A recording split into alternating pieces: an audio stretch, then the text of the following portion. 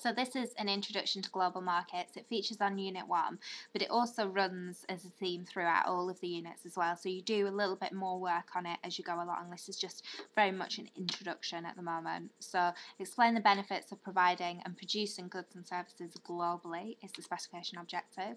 So just a general overview. You wouldn't necessarily need to define this in an exam, but it's important to have an understanding of what it is. So globalisation is the growing integration and interdependence of the world's economies. And that might not make very much sense to you just reading those words, but it's basically where national boundaries become less and less important because we're trading much more with each other. You know, for example, the clothes I'm wearing today, I don't think any of them are produced in the UK. I think they're all traded with other countries, mainly in Asia. So that's one example of globalisation, but we're going to look at a few others as well. So exporting and importing different products from different countries, as I've just mentioned, would be an example of globalisation. Another example would be that, you know, when you go abroad, that you are able to access products. Neither of these two products are from the UK, but, you know, products that are available in many, many different countries all over the world. So a Big Mac in one country is very, very similar to a Big Mac in another country. So that's an example of globalisation. And then another example might be that products which were traditionally manufactured in Japan, say, are actually, we've got factories in the UK manufacturing. I think it's in Sunderland and in Swindon. We've got big production facilities manufacturing Japanese cars. So it might be moving your production facilities to another country. Okay, this is an example of somewhere I went over the summer. I was in China, and this is actually in Beijing, and I passed this building at night and it looked very ornate and very beautiful, and I was like, oh wow, what's that place? It looks quite busy, and it was a Starbucks, and I'd never seen a Starbucks that looked like this before. And you know, just what an amazing example of globalization. You know, you go to the other side of the world and you get an American coffee brand over there. So globalization. Okay, few more definitions for you. A multinational is just a company that's based in more than one country. So it might have different factories or different offices in different locations. And I think this is more the American term for it, transnational corporation. It can be called as well. So if we look at the kind of car industry, it's quite an old car, I'm showing you here. But we have different countries making different components. Near to me is a factory called BAE Systems. I'm not completely sure what they make near me. I think they might make part of the engine. I'm not too sure though, but I do know that they don't make all of the aircraft at the factory near to me. I do know that there is another factory over in other parts of the UK, but also in France as well, where they make different parts of the planes over there. So another example of globalization. Okay, so this is just a short video. It's from the BBC bite-sized geography section, but it's a nice little introduction to what globalisation is. But I'll just kind of talk you through some of these factors that have influenced globalisation. So what has encouraged globalisation over the last 50 years? Well, increased communication, not just through old-style telephones like this, but through the internet and those types of technologies that have enabled more instantaneous communication and YouTube and those types of things. Cheaper transportation and quicker transportation as well than, say, 50 years ago. And we've got a more interconnected world in terms of kind of the flight coverage and networks that we have with travel companies. We've had relaxation of trade laws. Funny photo here.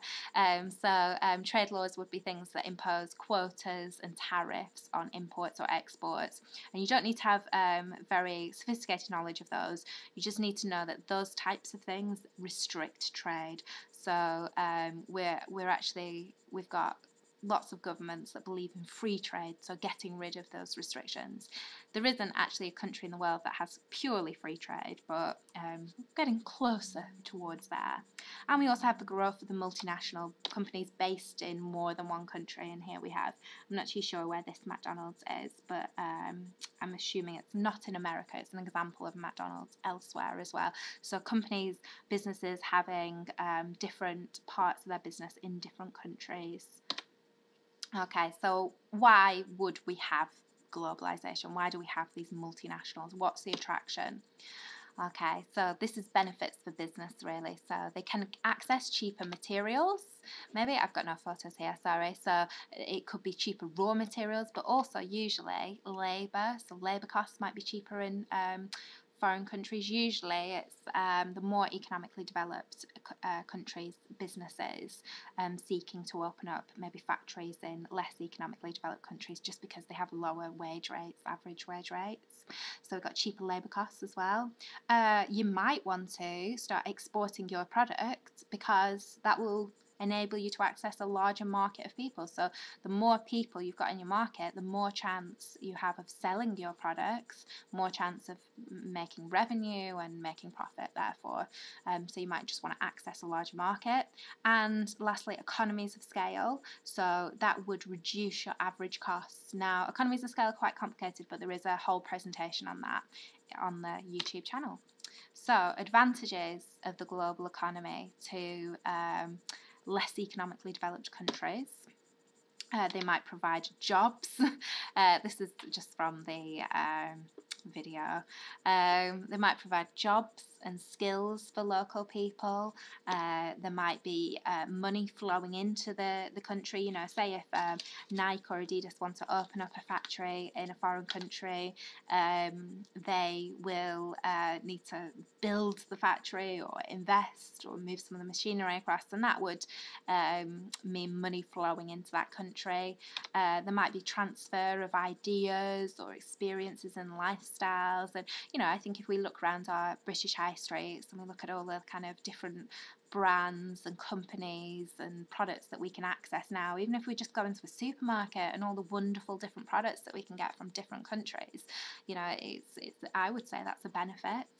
And also when these companies operate in less economically developed countries and they provide jobs for local people will pay some form of income tax, but there will also be some other forms of tax that the companies will have to pay. So that's revenue for the government, so the government can provide healthcare and education. However, it's not always good, so most of the profits tend to be sent home to the more economically developed countries because that's usually where their headquarters are based or where they've originated from. It could also drive out local businesses. So, you know, Nike or Adidas opening up a factory in, say, Bangladesh.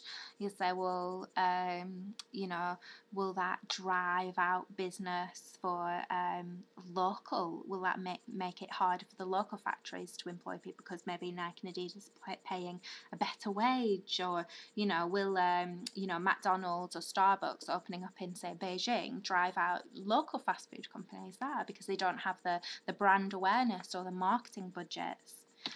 Globalisation is often blamed for creating more pollution just through, you know, greater economic activity, and it can also be blamed for exploitation of workers as well. So the term sweatshops and those types of things about where we think you know, these corporations come in and employ people but don't pay them very well, and then they're working in poor conditions and their living standards have decreased.